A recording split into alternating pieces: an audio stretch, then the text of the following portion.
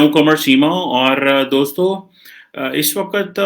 एक क्वाड की जो मीटिंग है वो होने वाली है। लेकिन क्वेश्चन जो आज मैं एड्रेस कर रहा हूँ और जो बात करना चाह रहा हूँ आप लोगों के साथ, वो ये है कि चाइना जो है वो क्वाड से इतना ज़्यादा क्यों वरीड है? और अगर आप रिसेंटली कुछ चाइनीज़ स्टेटमेंट्स देखने की कोशिश करें, तो आपको पता चलेगा कि चाइना इसको कह रहा है ये एक एशियन नेटो है।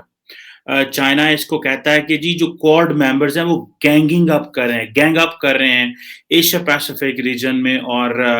कहीं पे क्वाड्रिलेटरल डायलॉग हो रहा है, कहीं पे ट्राइलैटरल डायलॉग हो रहा है और इसको एशियन नेटो कहना और ये चीज़ें कहना ज़ाहिर बात है that makes a lot of sense for the Chinese because उनको पता है कि ये उनके बैकयार्ड पे कितनी बड़ी तब्दीली आ रही है। और ज़ाहिर बात है कि वो एक इम्पोर्टेंट भी है। अब चाइना का इतना जो एग्रेसिव पोस्चर है क्वाड के ऊपर ज़ाहिर बात है वो जो उसकी जो मेजर वजह है, वो अमेरिका और भारत के ताल्लुकात हैं। और दूसरा ज़ाहिर बात है क्वाड इटसेल्फ जो है इसकी जो आप समझ लें कि इसकी जो फ़ॉर्मेशन है और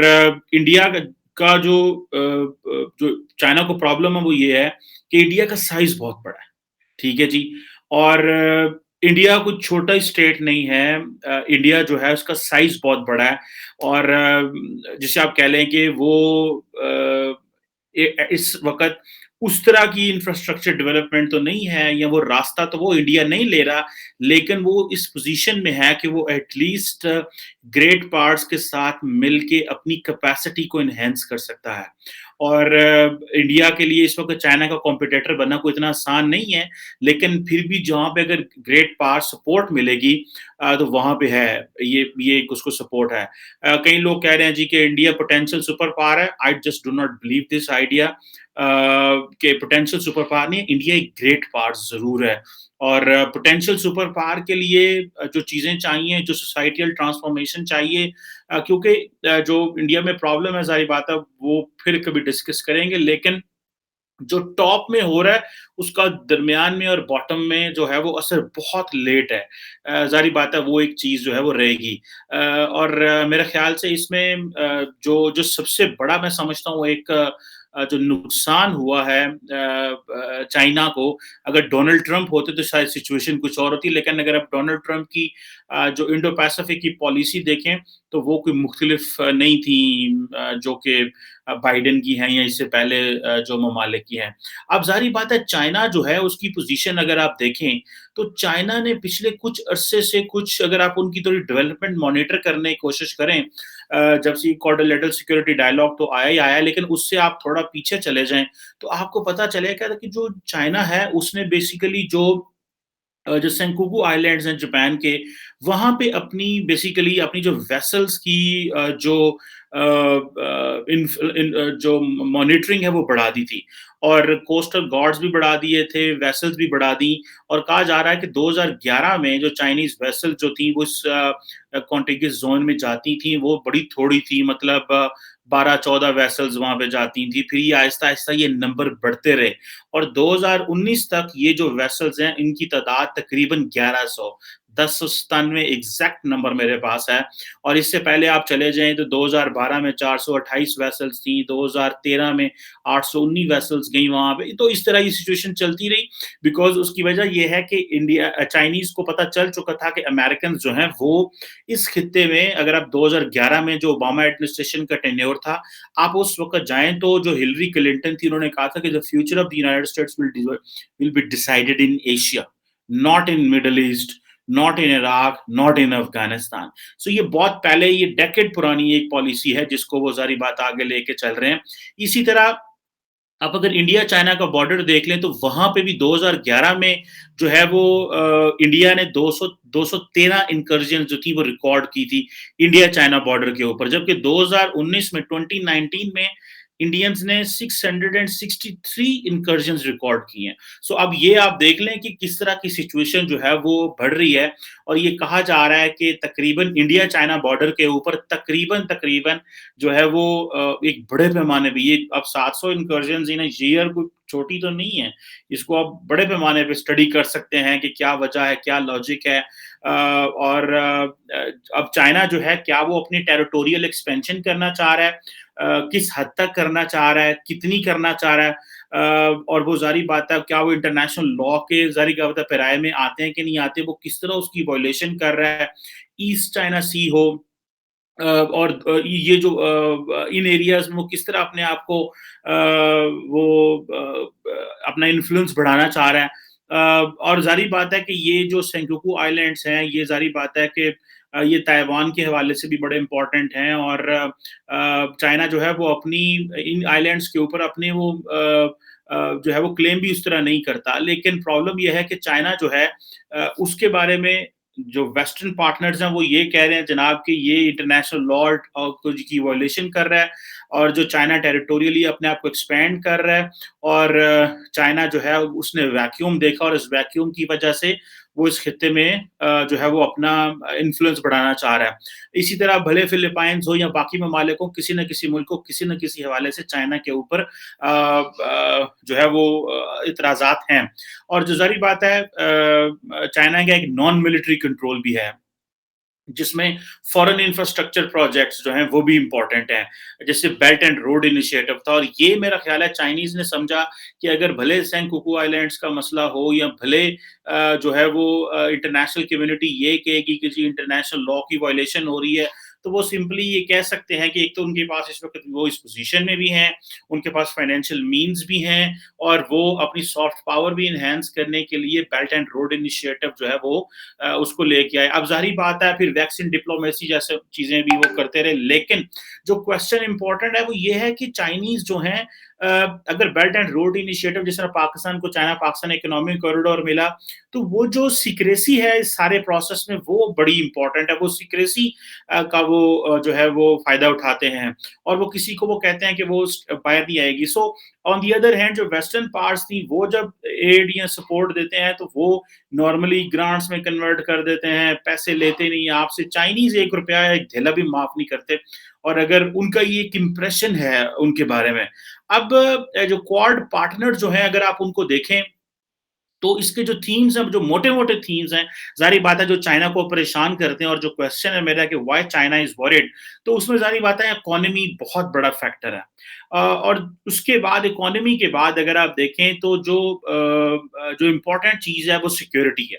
जब आप सिक्योरिटी की बात करेंगे तो उसमें ज़ाहिर बात है इंडिया तो इसका हिस्सा नहीं है इस सारे प्रोसेस का लेकिन इंडिया जो है उसको वो एंगेज तो करना चाहते हैं। इंडिया इनडायरेक्ट अपनी सिक्योरिटाइज़ेशन कर रहा है। जिसमें उसने अपनी डिमांड्स रखी हुई हैं जी कि हम मेक इन इंडिया करेंगे या डायरेक्ट असला ले लेंगे, किसी मिलिट्री पैक्ट का हिस्सा नहीं बनेंगे, तो इस तरह की बहुत सारी चीज़ें हैं। सो इकोनॉमिक एंगेजमेंट इंडिया चाहता है, सिक्योरिटाइज़ेशन है इसमें इस क्वाड के जो डिफरेंट थीम्स हैं और फिर अदर देन दैट वो ये समझते हैं कि अच्छा अब देखिए ये क्वेश्चन है कि India, Japan, Australia and America ये चारों का जो इंफ्रास्ट्रक्चर इस काबिल है कि वो ह्यूमन स्पेस फ्लाइट की बात कर रहे हैं, वो साइंस एंड एक्सप्लोरेशन की बात कर रहे हैं, स्पेस सिचुएशन अवेयरनेस की बात कर रहे हैं, जो सारी बातें इंपॉर्टेंट चीज़ें हैं। अब इंडिया की वो जो कैपेसिटी है इस हवाले से वो काफ़ी वो एनहांस भी कर रहे हैं। इंडिया खुद भी इंटरेस्टेड है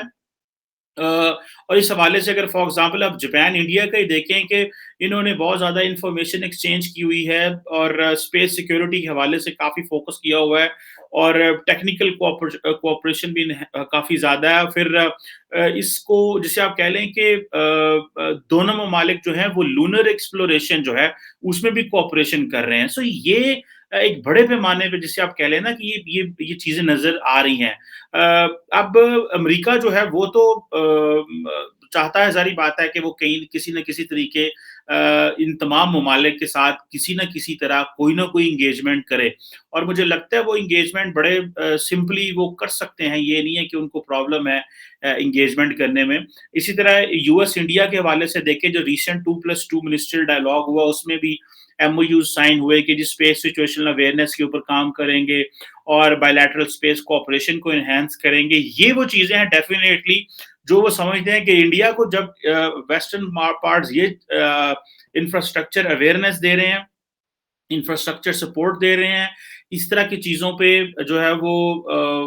वेलकम कर रहे हैं, तो दैट मीन्स अ लॉट कि मतलब वो एक पूरे का पूरा इंडिया को एज़ अ टूल इस्तेमाल करना चाहते हैं, इफ दे रियली वांट कि जी फ्यूचर में। एंड देन अगर आप देखें कि वो जो सेक्रेटरी एंटनी ब्लिंकन ने थोड़ा अरसा पहले जो सेनेट में एक ब्रीफिंग के दौरान कहा था कि जो रशिया और इंडिया के ताल्लुकात आपस में हैं, वो इसलिए हैं कि वो एक consistent over the period of time एक बायलैटरल मिलिट्री कोऑपरेशन रहा है।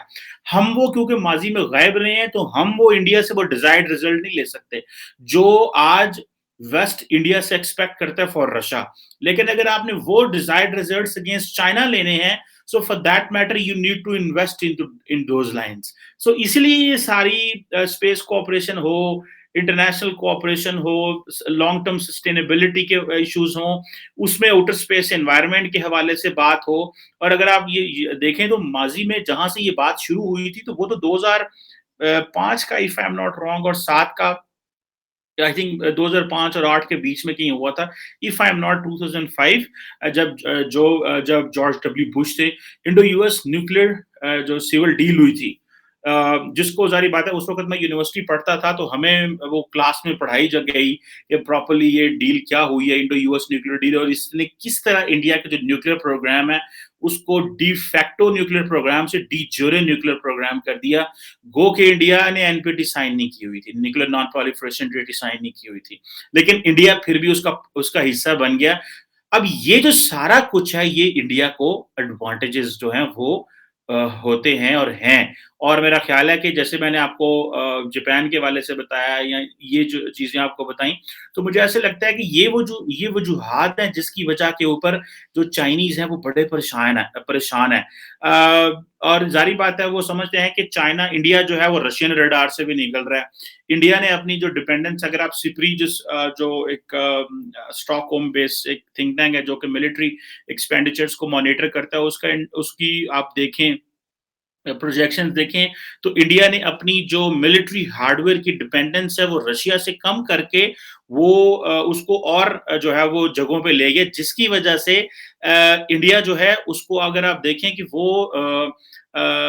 जो ऑटोनॉमी है, वो उस ऑटोनॉमी को एंजॉय कर रहा है। और इस वजह से जो इंडिया की अलाइनमेंट है वो रशिया से निकल रही है। अब रशिया के ऊपर अगर इंडिया की अलाइनमेंट हो, तो अगर ये आपको याद होगा, जब रिसेंटली 2+2 रशिया और इंडिया का हुआ था, इंडिया और रशिया का भी 2+2 हुआ था, जब प्रेसिडेंट पुतिन आए थे रिसेंटली, और एस 400 की डील साइन हुई, और उस वक्त वो जो गन्स की डील साइन हुई और बहुत कुछ हुआ, तो उसमें इंडियंस ने रशियन से ये कहा था कि हमारी हेल्प करें टू मेक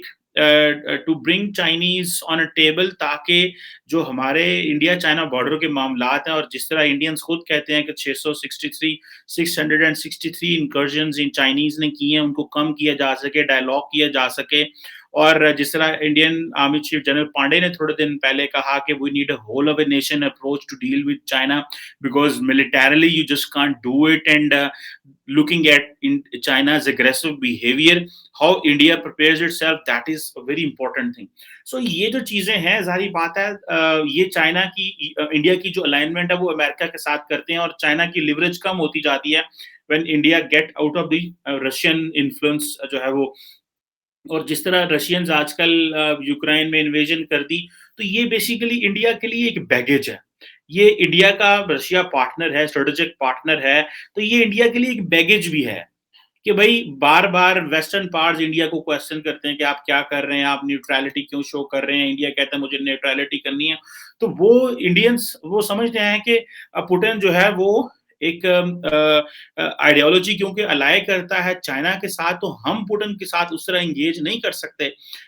तो हमें अपना ब्लॉक चेंज करना चाहिए, या एटलीस्ट डिपेंडेंस कम करनी चाहिए to allure the western powers. सो ये जो दिल्ली का जो स्ट्रेटेजिक कोलैबोरेशन है मॉस्को के साथ, जो कि 60 और 70s में बड़े अरूज पे होता था, और उस वक़्त चाइना परेशान होता था। लेकिन आज चाइना चाहता है कि दिल्ली का रशिया के साथ जो है वो मॉस्को के साथ ताल्लुकात बेहतर हों, ताकि बीजिंग जो है वो इसको कंट्रोल कर सके, टेक केयर कर सके, और वो इंडिया को मैनेज कर सके। सो आप देख लें कि इंडिया बड़ी गेम में किस तरह इन्वॉल्व हो गया है, और जो है वो इंक्लूड उन्होंने कर लिया है।